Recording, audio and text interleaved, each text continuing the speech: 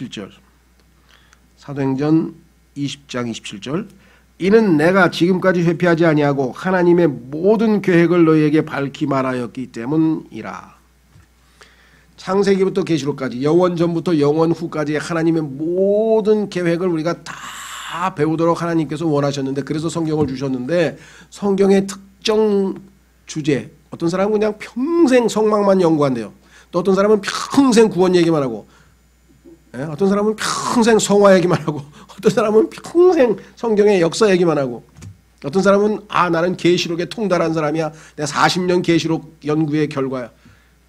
얼마나 어리석은 사실입니까? 왜? 하나님께서 계시록만 공부하라 그랬어요? 하나님 말씀은 처음부터 끝까지 다. 그래서 바울은 성도들에게 하나님의 모든 계획을 난 다 가르쳤기 때문에 난 하나님 앞에 책임질 게 더 이상 없다, 이렇게 단언할 수 있을 정도로 가르쳤다. 교회의 실패는 뭐냐? 특정 주제만 가르치면 안 된다. 창세기부터 계시록까지 하나님의 모든 말씀이죠. 그렇죠. 우리의 몸이 골고루 튼튼해야지 어느 부분은 튼튼하고 어느 부분은 안 튼튼하고, 그래서 우리 모든 병이 생긴대요. 이 장기가 8개가 있는데 이 안에 있는 장기가 균형이 안 잡히니까, 폐는 강한데 뭐 간은 약하고, 간은 강한데 뭐 심장은 약하고 막 이렇게 되니까 뒤죽박죽이 돼서 모든 게 균형이 안 잡히는데, 영적 생활도 마찬가지라 이 말이죠. 모든 하나님의 말씀들, 이걸 하나님의 모든 계획이라 그랬어요. 그걸 바울은 다 가르쳤다. 그래서 교회에서 반드시 전부 다 가르쳐야 됩니다. 이건 어려운 주제니까, 야, 계시록 잘못 배우면 큰일 나, 이단 빠져. 그럼 뭐 배우지 말라고? 아니죠. 하나님께서 복 주시겠다고 약속까지 해놓으신 계시록을 왜 공부를 안 합니까? 자, 그래서 그 다음에 에베소서, 이것도 중요하기 때문에 또 찾아야 되겠네요. 에베소서 4장 11절. 그러면 개인적으로 성경을 읽으면 됩니까? 공부하면 됩니까? 뭐 되죠. 그것도 성경에 각자에게 기름 부음을 주셨기 때문에. 그렇다고 해서 하나님께서 그냥 혼자에게 성경 읽고 알아서 또 독학하라고 하셨는가? 아닙니다. 하나님 말씀을 공부하도록 교사를, 목사를 교회에 주셔서 그들로 하여금 가이드 노릇을 해서 성경을 먼저 공부한 사람이니까, 그렇죠. 여기에 이 말씀을 이 말씀과 비교해서 이렇게 찾아서 이게 이런 뜻이군요, 이렇게 해서 그 사람들에게 의미를 전달해 주라고 느헤미야에 써 있고 전도서에 써 있고, 그 역할이 성경에 다 써 있습니다. 그리고 그것은 그들이 똑똑하고 잘나서가 아니라 하나님께서 은사를 주셨기 때문에 그 은사를 가지고 성도들을 섬기라는 거죠. 에베소서 4장 8절. 에베소서 4장 11절. 예수님께서 승천하시면서 자신의 몸된 교회를 남겨두고 가시잖아요. 머리 대신 예수님이 가버리면 이 땅에선 예수님이 안 계시면 누구한테 배우냐 이 말이에요. 그래서 주님께서 몸된 교회에 주신 은사들이, 선물들이 있어요. 보십시오. 11절. 그분께서 더러는 사도로, 더러는 대언자로, 더러는 복음 전도자로, 더러는, 자, 그 다음에 보세요. 목사 겸 교사. 요거는 선물은 하나인데 두 가지 역할을 하는 거예요. 사람은 한 사람인데 두 가지 역할을 하기 때문에 이게 붙어서 목사 겸 교사 이렇게 얘기를 했죠. 자, 목적이 뭐냐? 이것은 성도들을 완전하게 하고 영적으로 성숙시키고 섬기는 일을 하게 하며, 섬김을 받던 영적인 어린아이들이 하나님 말씀으로 성장하면서 점점 섬기는 자로 바뀌더라 이거죠. 뒤바뀌더라 이거죠. 그래서 결국은 궁극적인 목적은 뭐예요? 지난주에 배우신 교회. 그것을 하나님의 집인 동시에 뭐야? 하나님 예수 그리스도의 몸이잖아요. 그래서 여기는 몸이라는데 그리스도의 몸을 세우려 하려 하심이라. 다른 표현을 하면 교회를 건축하려 하심이라 이렇게 되는 거예요. 교회 건축이 예배당 건축이 아니고 우리 각자 성도들이 상합하고 연합해서 한 몸으로 하나님께서 편안히 거처하실 수 있는 영적인 하나님의 거처로서 지어져 가는 거라 이 말이죠. 그러기 위해서 우리는 부지런히 하나님 말씀을 공부합니다. 밑으로 내려갑니다. 목적. 마침내 우리가 다 믿음과 하나님의 아들을 아는 것에서 하나가 되어, 드디어 우리가 하나가 된다 이랬습니다. 완전한 사람이 이르고 예수 그리스도의 몸이 완성됩니다. 그리스도의 충만하심의 장성한 분량에까지 이르리니, 이러면 이제 예수님처럼 다 닮게 되는 거죠. 우리가 목적이 뭐냐? 이것은 우리가 이제부터 더 이상 아이가 되지 아니하여 어린아이로 머물러 있으면 안 되고, 사람들의 속임수와 몰래 숨어서 속이려 하는 자들이 사용하는 간교한 술수로 말미암아 교리의 모든 바람에 이리저리 흔들려 밀려다니지 아니하고. 지금 보세요. 얼마나 많은 사람들이 지금 뭐 유튜브에서 이걸 들었고 뭐 저기서 뭘 들었고 저기서 뭘 들었고 막 이래가지고 막 혼미 상태에 빠져가지고요. 제대로 지금 신앙이 뿌리를 못 내리고 있어요. 뿌리를 못 내리고 있어요. 진리에 딱 뿌리 내려서 흔들리지 않아야 되는데 계속 지금 왔다 갔다. 여기 나와 있잖아요. 속임수 있잖아요. 특히 마지막 때가 되면요, 예수님께서 뭐라고 말씀하셨나? 마태복음 24장에서 그 유명한 이 올리브산에서 설교가 소위 말하면 마지막 때 언제 이런 일이 벌어집니까? 하고 제자들이 물어봤을 때 예수님의 첫 번째 답변이 뭔지 아세요?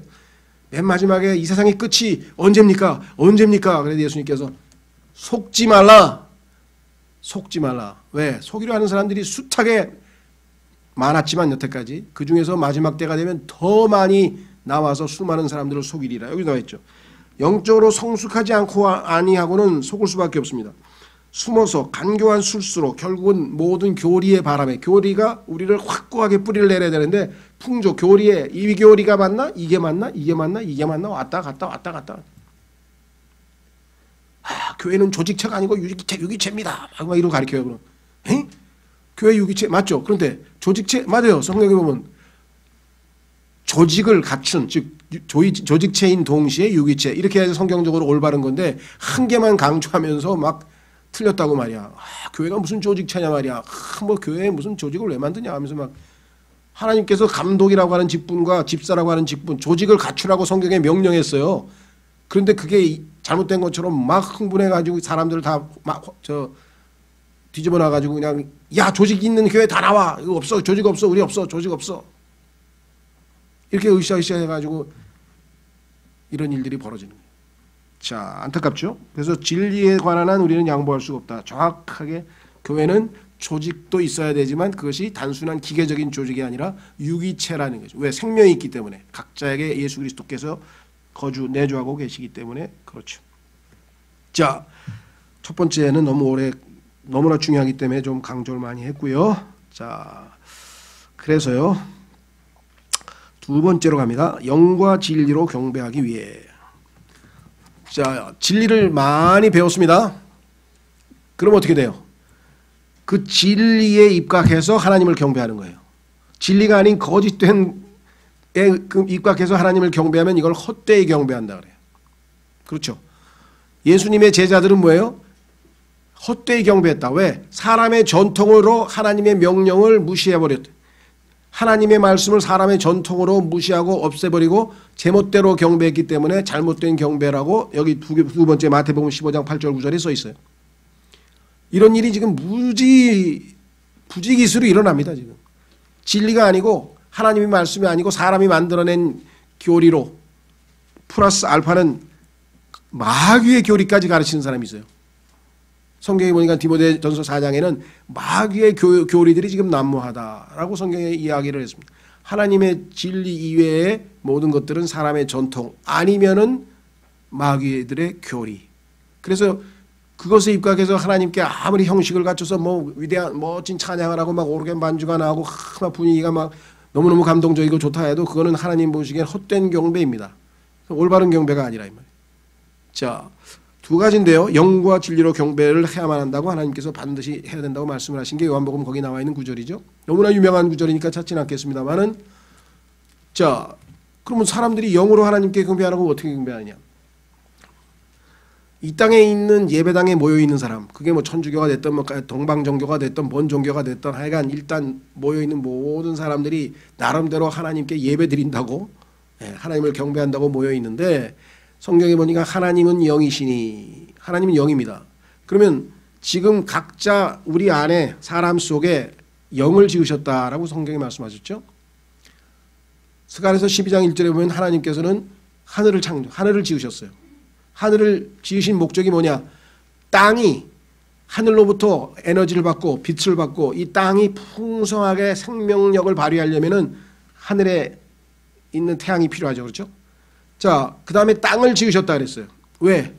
이 땅에 하나님의 형상대로 지음받은 인간이 여기서 삶의 터전을 잡고 살아야 하기 때문에.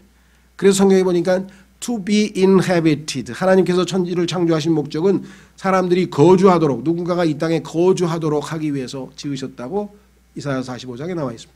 그렇다면 자, 하나님께서 하늘을 지으시고 땅을 위해서, 땅을 지으시고 누구를 위해서? 사람들을 위해서. 그 다음에 우리 순서대로 하면 어떻게 해요? 사람을 지으셨다? 왜? 하나님이 기쁨을 얻으시고자. 이렇게 해서 딱 나가야 되는데 갑자기 성경에 뭐라고 되어 있는지 아세요? 여러분 여러 번 찾았으니까 안 찾았습니다. 하늘을 지으시고 땅을 지으시고 그리고 사람 속에 영을 지은 이가 말하노라. 하나님이 자신을 소개할 때 왜 사람 속에 영을 지었다는 얘기를 그렇게 아주 집중적으로 조명하면서 말씀을 하셨을까? 우리는 알죠. 왜? 하나님은 영이시잖아요. 그러니까 사람 속에 영이 있어야 하나님과 커뮤니케이션이 될 거 아니에요. 같은 속성에 영이 없는데 어떻게 이게 교제가 되겠어요? 그런데 아시다시피 창세기 3장에서 이 영이 죽어버렸잖아요. 고장나버렸잖아요. 죄를 지어가지고. 그래서 하나님과 교제가 단절이 돼버렸잖아요. 그런데 예수 그리스도께서 오셨어요. 예수 그리스도를 받아들였어요. 그랬더니 성령께서 우리 안에 들어오셔서 이 죽어있는 영을 다시 살리셨어요. 그래서 우리 다시 태어났다. 거듭났다. 그렇죠? 그래서 이제 뭐예요? 살아계신 하나님과 커뮤니케이션이, 교제가 가능하게 된 존재가 됐잖아요. 그러니까 거듭나서 영이 되살아나지 않은 사람은 예배, 경배를 할 수조차 없어요. 그건 예배도 마찬가지예요. 성경에 보면은 내 영으로 섬기는 하나님 아버지라고 로마서 1장 9절에 바울은 고백했어요. 영으로 섬기는 건 아니면, 즉 거듭나지 않은 채 형식적인 예배당 왔다 갔다 하고 뭐 교회가 다니고 뭐 전통적으로, 이거는 전혀 하나님하고 아무 상관없는 거예요. 왜? 하나님은 영이 죽어 있는 사람과는 아무 상관 안 합니다. 자기 영이 살아났는지 거듭났는지 다시 태어났는지 그렇게 강조하는 거예요. 왜? 태어나지도 않으면 뭐예요? 늘 말씀드립니다만은 그 보름날 땅콩 딱 따니까 알맹이가 없으면 어떡하냐 말이에요. 이거 어디 갔어? 먹으려는 거 없어. 그래서 성경에서 그렇게 영을 강조하는 거예요. 주 예수 그리스도의 은혜가 너희의 영과 함께 있기를 원하노라. 왜 그렇게 특정 지은 인사를 바울은 마지막 서신서 끝에다가 그렇게 썼을까요? 영이 그만큼 중요하다는 거예요. 하나님이 영이시기 때문에. 그렇죠? 그래서 우리가 경배하는 것은 영으로 경배해야 실체가 있는 거예요. 실체, 리얼리티가 있는 거예요. 아니면 허상이에요. 베인, 헛된 거예요. 없어요. 실체가 없어. 두 번째, 아까 말씀드렸습니다. 진리로, 거짓으로, 성경에서 벗어난 내용을 가지고 사람의 전통을 지금 하나님 말씀으로 설포하는데 그게 어떻게 하나님께 진리로 예배드리는 거가 되겠습니까? 그렇죠. 뭐 여기서 자꾸만 얘기를 하면은 저 교회는 맨날 비판만 해. 듣기 싫어. 그런 소리 나올까 봐 제가 조심스러워서 뭘 비판하려 해도 이 성령님께서 막으시는 것 같아서, 다만 말씀드리고 싶은 것은 영과 진리로 경배를 해야 된다. 베드로전서 2장 4절 5절 찾고 세 번째로 가겠습니다. 베드로전서 2장 4절.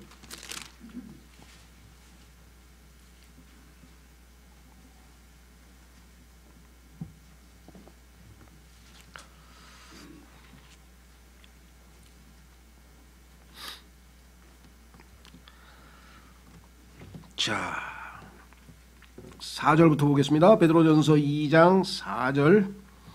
참으로 사람들에게는 거부당하였으나 하나님께는 선정받은 돌, 곧 보배로운 산 돌이신 그분께 나아와.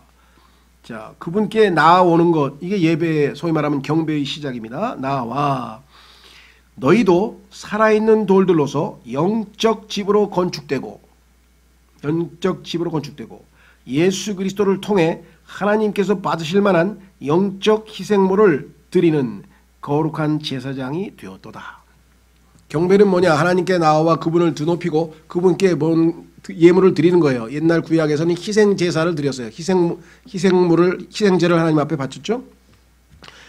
우리 그리스도인들은 영적인 희생물이라고 했기 때문에 성경에 보니까 우리의 살아있는 몸, 너희의 몸을 산 희생물로 하나님께 바치라 그랬죠. 그 다음에 두 번째 뭡니까? 하나님께서 하신 일들, 하나님께서 우리를 위해서 하신 일, 그것에 대해서 하나님께 입술로 감사합니다 라고 하는 표현하는 것을 성경에서 찬양의 희생이라 해요. 찬양의 희생을 하나님께 바치라. 경배의 두 번째 요소가 뭐냐? 첫 번째는 우리의 몸을 산 희생물로 바치는 것이고, 두 번째는 입술로 하나님께 감사합니다. 자, 여기서 우리가 조심해야 될 것은요, 찬양이라고 하는 것은 하나님께서 우리를 위해서 해 주신 것, 하나님이 우리를 위해서 해 주신 것에 대해서 우리가 감사를 드리는 것. 경배는 뭐냐? 하나님이 어떠하신 분인지에 대해서 하나님을 드높여 드리는 것. 그렇죠. 자, 아까 여러분들 기억나시는지 모르겠는데 찬송가 750장을 아까 우리 서이성 형제님이 부르셨는데 제가 한번 읽어드리면 한번 금방 이해가 될 거예요. 보세요. 뭐라고 되어 있나? 찬송가 775장. 상뱅 새로운 찬송이라고 해서 가르쳐줬는데 이렇게 되어 있어요. 보세요. 내 모든 말 행위 하시는 예수 나의 필요 채우네. 나의 필요 채우네. 우리에게 해 주신 거죠. 그런데 밑으로 내려가면 내 하나님 의롭고 내 하나님 거룩해 내 하나님 신실해. What God is. 하나님이 어떠하신 분인가? 의롭고 거룩하고 신실하신 분이시다. 이것은 경배예요. 이게 하나님을 드높이는 거예요. 하나님이 우리를 동사가 do야 do. did. What God did for us. 우리를 위해서 하나님이 하신 일은 감사합니다. 때로는 하나님이 왜 우리를 매를 때리셨는데도 감사합니다. 징계를 내리셨는데도 감사합니다. 고난을 주셨는데도 감사합니다. 이게 찬양이고요. 경배는 해주시고 안 해주시고 아무 상관없어. 하나님 자신이 의로우신 분이야. 하나님은 거룩하신 분이야. 하나님은 영원하신 분이야. 하나님은 전지전능하신 분이야. 하나님은 원더풀 놀라우신 분이야. 하나님은 어떠하신 분이다. 그냥 우리의 입술로 하나님이 어떠하심을 고백하는 거예요. 당신은 의로우신 분이고 거룩하신 분이고 긍휼이 많으신 분이고 하나님의 어떠하심 What God is 현재 하나님의 본질에 관한 얘기고 하나님의 역사 하나님의 하신 일에 관한 때로는 찬양이라는. 그래서 찬양보다 경배가 한 단계 더 높은 거죠. 왜? 하나님이 날 뭐 해주셔서 감사하는 거는 알 수 있지만 아무것도 안 해주셨다고 치자. 그래도 하나님이 어떠하신 분인가? 의로우시고 그렇죠. 하나님은 거룩하시고 하나님은 아름다우시고 그 하나님의 어떠하심에 대해서 얘기합니다. 두 번째가 뭐 이게 이제 첫째가 경배 요소고 두 번째는 지금 얘기한 것처럼 영적 희생물을 하나님께 바치는 거잖아요. 그렇죠? 예. 자, 그래서 그 이외에도 성경에 보니까 하나님께서 하나님께 드리는 헌금에 대해서 매우 기뻐하신다 그랬어요. 왜? 그게 하나님이 기뻐하시는 희생물이라고 받아주신다는 거예요. 그러니까 헌금을 드릴 때 하나님이 이걸로 인해서 내가 드리는 얼마 안 되는 이 물질로 인해서 기뻐하시는구나. 그런 마음으로 하나님 앞에 우리가 영과 진리로 경배하는 것이겠죠. 자, 다시 돌아오셔서 이제 우리는 영과 진리로 경배합니다. 진리를 배웠으면 그 진리에 입각해서 하나님께 마땅히 경배를 드리는 것은 너무나 당연한 것이겠죠. 자, 그 다음에 네 번째 뒤에 네 번째 가서 찾기로 하고요. 세 번째 테마로 넘어가겠습니다. 하나님께 기도하기 위해서. 자, 모였습니다. 모여서 영과 진리로 하나님께 경배드렸고 진리도 배웠어요. 그 다음에 우리는 뭐예요? 원하는 바가 하나님의 뜻이 이 땅에서 이루어졌으면 좋겠습니다. 하나님의 뜻이 뭐라 그랬어요? 모든 사람이 구원을 받는 것이라 그랬어요. 모든 사람이 진리의 지식에 이르는 거라 그랬어요. 그러면 적어도 우리는 이 땅에 아직 구원받지 못한 사람들을 위해서 그들이 구원받기를 원합니다. 성도들이 진리의 지식에 이르러서 주님께서 완전하신 것처럼 우리도 완전함에 다다르도록 열심히 성숙함을 향해 나아갔으면 좋겠습니다. 또 뭐 그 밖에 간구도 있겠죠. 지금 코로나로 인해서 모이고 싶은데 모이지 못하고 있는 많은 분들이 있는데 주님 도와주셔서 여건이 되셔서 다 모일 수 있게 해주십시오. 더 여건을 안정시키셔서 우리가 정말 기쁨으로 같이 식사하면서 교제하면서 더 친밀한 교제가 있었으면 좋겠습니다. 뭐를 했든 간구를 했든 하나님께 우리가 찬양을 했든 뭐가 됐든 간에 하나님의 뜻이 이루어지도록 하기 위해서는 기도를 해야죠.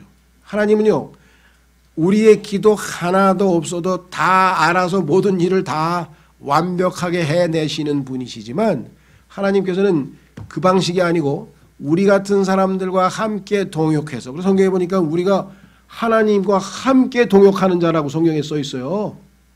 하나님의 그러니까 함께 일하는 일꾼이야 우리가.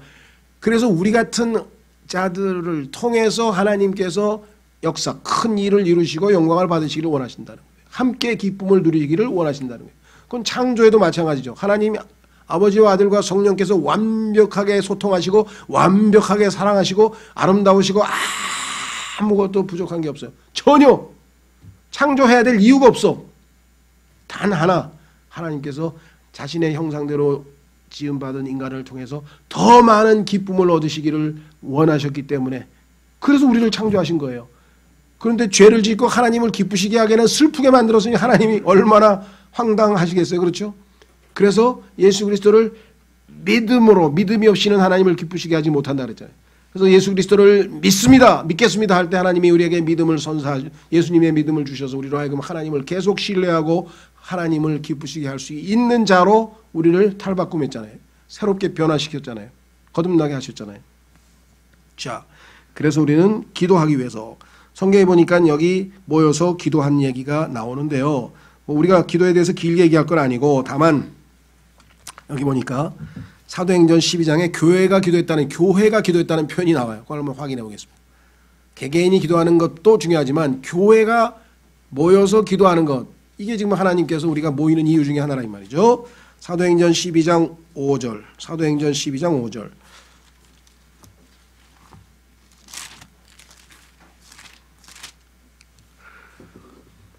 정말 우리가 코로나 이전에는 뭐 지금도 이제 10명 모여도 된다니까 할 수 있을 수도 있을 것 같아요. 우리가 이 9시 그 형제들이 자발적으로 모여서 예배 전에 기도를 하셨었어요. 9시쯤에 보니까 저 유아실에 한 10명 남짓 형제들이 모여가지고 매주 예배 시작 전에 이렇게 기도를 하기도 하시고요. 또 끝나고 기도하시는 분도 계시고 또 주중에 뭐 개별적으로 만나서 모임을 만들어서 기도하시는 분도 계시고 그랬는데 요즘에 이제 코로나로 인해서 모든 모임들이 다 위축되기도 하고 이렇게 됐죠. 그래서 다시 소생시키시고 혼자 기도도 하시지만 함께 기도하는, 교회가 기도하는, 적어도 두세 사람이 모여야 그 중에 함께 하신다고 했으니까 그런 기도가 활성화될 때 전 세계 교회사에서 항상 기도회로 인해서 부흥이 일어났습니다. 모든 영적 부흥은 기도로부터 시작된 것을 교회 역사가 증명을 하고 있어요. 그렇죠? 그래서 저희가 정말 저희는 뭐 강요하고 뭐 하라 말라가 없잖아요. 그러니까 자발적으로 이렇게 기도를 딱 모여서 하시는데 너무나 보기가 아름답고 제가 이것이 자연스럽게 한두 명씩 늘어나고 있었고 보니까 어제 몇 명인데 또 늘어나고 또 여건이 안 되시면 다른 방식으로 하여간 혼자 기도하지 마시고 함께 기도하는 뭐 운동이라고 표현하면 좀 죄송하지만 그런 기도 운동이 교회 안에서 일어나게 될 때 그건 하나님께서 부흥을 시키시는 그러한 아주 조짐이라 이렇게 좀 생각합니다. 자, 사도행전 12장 보십시오. 사도행전 12장 5절. 사도행전 12장 5절. 그러므로 베드로는 감옥에 갇혔으나 교회는 그를 위하여 끊임없이 하나님께 기도하더라. 교회는 건물이 아니죠. 사람들이라 그랬잖아요. 그죠? 교회는 그를 위하여 끊임없이 하나님께 기도하더라. 자, 여기서 제가 강조하고 싶은 것은 끊임없이네요. 끊임없이. 풀려날 때까지 감옥에 갇혔으니까. 어떤 분들은 수요 기도하니까 기도가 똑같아요. 1년 내내, 2년 내내, 3년 내내. 왜 그래요? 응답할 때까지 하는 거예요. 조지 밀러는 35년 똑같은 기도했어요. 하나님 저 친구 꼭 구원시켜 주세요. 예. 조지 밀러 35년 동안 기도해서 응답받고 구원받은 사람이 있어요. 그렇죠. 물론 중간중간에 교회가 얼마든지 제목이 바뀔 수도 있고 다양할 수 있지만 우리가 하나님께서 응답하실 때까지는 그 마음에 있는 것을 꾸준히 계속 아뢰는 겁니다. 그렇죠. 예. 우리가 주님 제가 영적으로 성숙해서 주님의 마음을 기쁘시게 하는 성도가 되고 싶습니다. 그 기도는 죽을 때까지 해야지. 그 기도를 중간에 그만둘 정도로 여러분이 성숙합니까? 그건 아니잖아요. 하나님 정말 조금씩 한 걸음 한 걸음이라도 주님 더 밀착하고 성장해서 주님 기쁘시게 해주시기를 원합니다. 그 기도는 매일 해야지. 자, 다시 돌아오셔서요. 11절로 가시면 자, 드디어 하나님께서 응답하신 내용이 여기 나오네요. 우리가 찾지 않아도 교회가 기도했더니 하나님께서 응답해 주셨다. 이렇게 성경에 분명하게 나와 있습니다. 그뿐만 아니라 사도행전 13장 한 장 더 넘기시면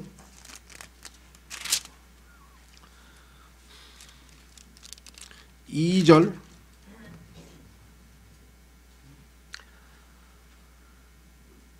1절부터 보시면 이렇게 되어 있죠. 이제 안디옥에 있던 교회 이방인 선교의 교두보인 이 교회에 어떤 대언자들과 교사들이 있었으니 곧 바나바와 니게르라고 하는 시몬과 구레네의 루기오와 사분 영주 헤롯과 함께 양육받은 마나엔과 사울이더라. 그들이 주를 섬기며 금식할 때에 성령님께서 이르시되 내가 바나바와 사울을 불러서 시킬 일을 위해 그들을 내게로 구별하라 하시니 그들이 금식하며 뭐라 그랬습니까? 기도하고 안디옥 교회가 기도했을 때 그들에게 안수한 뒤 그들을 보내니라. 하나님의 일꾼들에게 교회를 통해서 하나님께서 주시는 영적인 권위를 그들에게 전가해서 그들로 하여금 하나님의 일을 하도록 하는 것. 이것도 역시 교회의 모든 영적인 일들은 기도를 통해서 하나님이 역사하시고 이루신다. 교회가 모여서 해야 될 일 중에 하나가 물론 시간상 여건상 기도하시는 분이 대표로 기도하고 또 기도하고 또 하지만 그렇죠. 아까도 말씀드린 것처럼 다양한 형태로 기도할 수가 있습니다. 제가 미국의 그 제임스 낙스 목사님 교회를 갔더니 거기는 매주 거기는 이제 동네가 좁으니까 뭐 차 타고 아무리 멀어도 뭐 10분 안에 다 오니까 우리처럼 오후 2시에 예배 드릴 필요가 없죠. 그래서 거기는 오전 예배 끝나고 나서 그 다음에 오후에 6시에 다시 예배를 드리게 되는데 그 사이에 그렇죠. 5시에 기도회가 있더라고요. 그러니까 일찍 와서 5시에 기도하고 예배 드리는데 거기도 기도는 별로 많이 안 하더라고. 내가 거기 참석해 보니까 한 7명인가? 그래서 영적으로 제일 하기 힘든 게 기도가 왜? 마귀가 제일 방해하는 게 기도 못하게 하는 거예요. 여러분들 기도해 보면 알죠? 저도 아마 기도하다가 한 5분 있으면 딴 생각하고 있어. 이거 가만있어 봐. 왜 그러지? 다시 집중하고. 마귀가 옆에서 딱 지켜보고 있다가 어떻게든지 아이가 하나님께 집중한 걸 막는 거예요. 그래서 기도가 제일 영적으로 에너지가 많이 들어가는 일입니다. 제일 어려운 일이에요. 제일 쉬운 것 같지만 왜? 하면 되니까. 하나님 말하기 힘들어요? 하나님 나 괴롭습니다. 도와주세요. 그거 기도야. 막 이렇게 격식이 없잖아요. 하나님께 나아가서 있는 그대로 속마음을 다 털어놓는 게 어렵습니까? 그런데 실제 해보면 몇 마디 하면 할 게 없어요. 말할 게 없어요. 그럴 때는 제일 좋은 방법이 있어요. 기도 많이 하는 방법. 성도들의 이름을 하나씩 불러가면서 이 형제를 복 주시옵소서. 이 형제를 복 주시옵소서. 이름만 불러가지고 복 주옵소서. 100명만 해보세요. 얼마야 그게 시간이? 자꾸만 기도 많이 하게 하는 방법을 가르쳐달라고 해서 내가 그렇게 가르쳐줬어요. 하나씩 이름 불러가면서 복 주시고 그분 성장 잘하게 해주시고 하나님 기쁘게 해주십시오. 3마디 하면은 20초씩 100명 곱하면 얼마야 이게 얼마나 또 중보 기도야말로 우리에게 정말 하나님이 제일 기뻐하신 거라 그랬죠. 맨 마지막에 뭐예요? 부족한 저도 불쌍히 여겨 주십시오. 이러면 끝나면 돼요. 근데 다른 사람은 하나님 이거 해주시고 저거 해주시고 저거 해주시고 막 한 20분 기도한 다음에 끝에 다른 형제들도 복 주세요. 거꾸로 해야 돼. 거꾸로. 하나님께서 보고 있다가 기가 막혀가지고 다른 사람이 기도 다 열심히 하다가 끝에 가서 부족한 저도 불쌍히 여겨 주십시오. 이러면 하나님이 솔로몬 보세요. 기도 들어주겠다니까 나같이 아무것도 모르는 놈이 이 대국을 어떻게 다스립니까? 지혜를 주십시오. 하나님이 너무 기뻐가지고 부도 안 구하고 장수하겠다는 얘기도 안 하고 너 정말 내 마음에 쏙 드는 기도했다 이거죠. 그렇죠? 자 다시 돌아오셔서 마지막 교제하기 위하여 아까 사도들의 교리와 그 다음에 교제 아니에요. 교제는 사귀는 건데요. 그렇죠? 네. 자 한 구절만 찾고 결론을 내리겠습니다. 히브리서 10장 21절에서 25절. 히브리서 10장 21절에서 25절.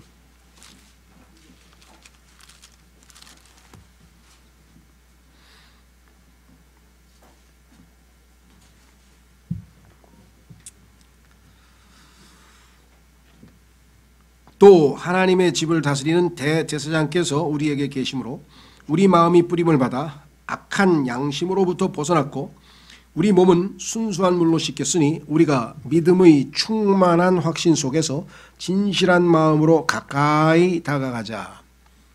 이게 예배라 그랬죠? 경배라 그랬죠? 하나님 앞에 가까이 다가가서 그분을 드높이고 그분께 영적 희생물을 바치는 것. 23절 약속하신 분께서 신실하시니 우리의 믿음의 고백을 흔들림 없이 굳게 잡고 자 그다음에 뭐랬습니다. 서로를 살펴보아 서로를 살펴보라 이 말이죠. 상대방이 지금 경제적인 어려움이 있는지 아니면 지금 영적으로 잘 지내고 있는지 별일은 없는지 그렇죠? 돌아보아. 그 다음에 사랑과 선한 행위에 이르도록 격려하며 자 격려하는 것 아시죠? 이 단어는 사실은 굉장히 강한 단어입니다. 영어는 이 provoke라고 하는데요. provoke 하면 도발한다는 거예요. provocation 하면 이북이 우리나라 6.25 때 도발했다고 했을 때 그 도발이에요. 그러니까 막 엄청 자극을 하는 거예요. 형제님, 우리 약속하고 매일 밤 11시에 10분씩 기도합시다. 그리고 10분에 기도했는지 확인하고 우리 서로 잡시다. 예를 들면 막 강력하게 좀 뭐라 그럴까요? 도전하는 거예요. 이 프로보크하면서 도발한다는 뜻인데요. 굉장히 센 단어입니다, 이게. 우리는 그냥 격려라고 했는데 격려 정도가 아니야. 그래, 우리 형제 좀 해봐. 뭐 이 정도가 아니라 굉장히 센 단어인데 표현이 좀 도발한다 그러면 또 좀 너무 그렇죠. 그 뉘앙스 자체가 굉장히 세다는 거예요. 자, 그래서 보통 신앙생활에서 자극은 형제자매들 통해서 받아야 돼요. 누가 다 얘기하지 않았잖아요. 형제자매들이 기도하다가 저 형제 지금 기도가 필요한 것 같은데 형제님 저 자꾸만 고민하고 막 요즘에 문제가 많아 그러지 마시고 그냥 아무 염려 말고 성경 말씀대로 딱 기도합시다. 내가 형제님하고 같이 기도할게. 그러면 전화 틀어놓고 전화 같이 통화하면서 내가 형제님 위해서 기도할게. 그럼 형제님이 나를 10분 기도하고 나도 10분 기도하고 아니면 5분 기도하고 5분 기도하고 그리고 마무리하고 우리 잡시다. 뭐 이런 식으로 서로 격려하는 그런 걸 얘기하는 거예요. 사랑과 선한 행위에 이르도록 격려하며 그다음에 25절 어떤 사람들의 습관과 같이 우리의 함께 모이는 일을 피하지 말고 교회사에 보면은 무교회주의자라는 데 있죠. 무교회주의자라는 사람들이 있는데요. 그리고 요즘 뭐 유행하는 이 사회 트렌드 중에 가장 참 심각한 게 뭡니까? 혼자 사는 것. 혼자. 요즘에 혼자 뭐 모든 게 혼자 사는 게 많아서 혼자 사는 가구도 지금 가구주도 세대주도 엄청나게 많이 늘어나죠. 하나님께서 썼잖아요. 하나님 보시기에 남자가 혼자 있는 것이 좋지 않다. 하나님 아버지, 아들, 성령님이 항상 영원토록 같이 있었어요.